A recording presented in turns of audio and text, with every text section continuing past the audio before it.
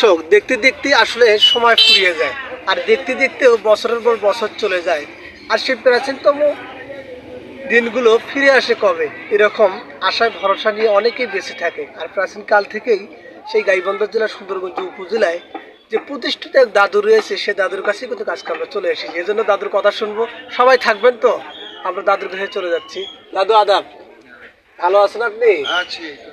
এই যে আপনার গাইবান্ধা জেলার সুন্দরগঞ্জ উপজেলার ঐতিহ্যবাহী পাঁচপীর হাট, এই পাঁচপীর হাটে কত সাল থেকে আপনার দোকান এবং কত সাল থেকে আপনি এই পাঁচপীর হাটে আছেন?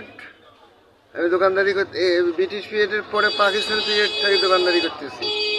ব্রিটিশ পিরিয়ডে দোকানদারি করতো আমার বাবা, ভাই, তারপরে আমি নেক্সট আমি প্রস্তুতি নিচ্ছি।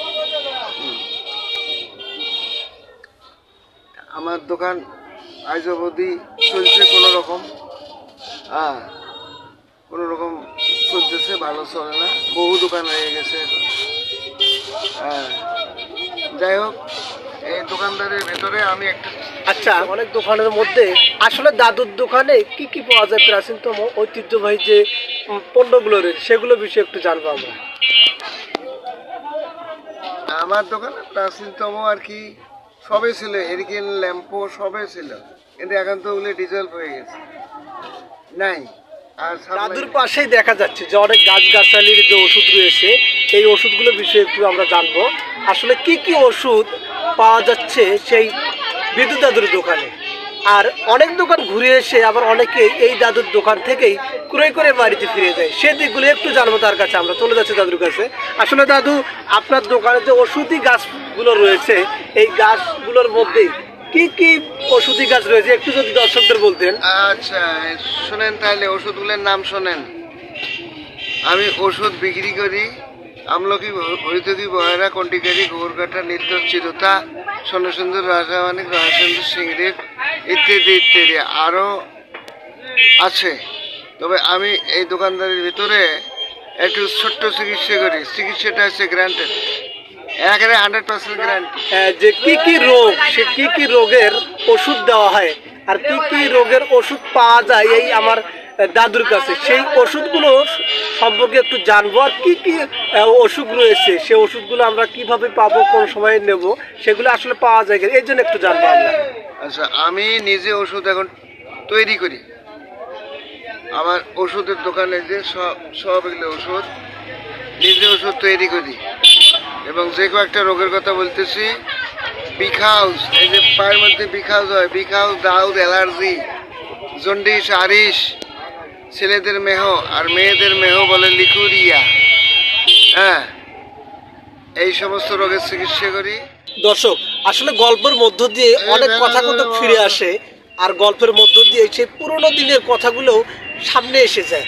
আর তেমনভাবে গল্প করতে গিয়ে দাদুর যে কথা বের হয়ে এসেছে একটা আমাদের মধ্যে, সেটা হচ্ছে কি আসলে তিনি ওষুধি গাছপালা নিয়েই সবসময় দোকানে বসে থাকেন। আর কত সাল থেকে এই দোকান আসেন সেটা হয়তো আমরা জানতে পেরেছি। আর আসলে এই ডাক্তারের যে বিষয়টা কখন থেকে শুরু হলো এটা আমরা জানবো। ডাক্তারি আমি মনে করেন 65 থেকে করি। 65 মেট্রিক পাস করে দোকানদারি করি, তারপরে ডাক্তারি করি। এবং ডাক্তারির যাক, দর্শক অলরেডি বলে দিয়েছে যে 65 থেকে আমি ডাক্তারি করি।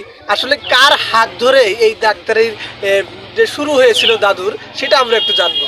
আসলে দাদু, কার হাত ধরে আপনার ডাক্তারিটি শুরু? আমার কাকা ছিল ব্রিটিশ আমলি কবিরাজ, কাকা, উনি মারা গেছে। ওনার একটা বই পাচ্ছি, ওই বই দেখে দেখে আমি চিকিৎসা করি। এবং চিকিৎসা 100% শিওর। বিখাউজ, দাউদ, অ্যালার্জি, জন্ডিস, আরিশ, মেয়েদের লিকুরিয়া আর এটসেট্রা ইত্যাদি। দাদুকে ধন্যবাদ জানিয়েই শেষ করতে হয়। আসলে সেই ভালোবাসার টানে অনেকে ফিরে আসে অনেক দূর দূরান্ত থেকে দাদুর কাছে, আবার কেউ বা ভিডিও দেখেও কিন্তু চলে আসে দাদুর গান শোনার জন্যে। আসলে আজকে তার সাথে আমরা দেখা অনেক মুগ্ধতার মধ্য দিয়ে ভালোবাসাগুলো শেষ করে দিয়েছি। আর আসলে শেষ মুহূর্তে মন যেতে চায় না, তারপরে দাদুকে ছেড়ে আসলে চলে যেতে হবে। আর দাদুর যে দোকানটা কত সালে শুরু হয়েছিল আর কার হাত ধরেই সে ওষুধি ডাক্তার হয়েছে, পল্লী চিকিৎসক বলতে চলে।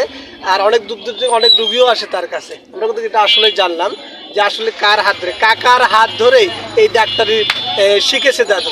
আমরা এটা জানতে পারবো। দাদুকে ধন্যবাদ, সবাইকে ধন্যবাদ। কোনো যদি হতাশা ব্যক্তি থাকে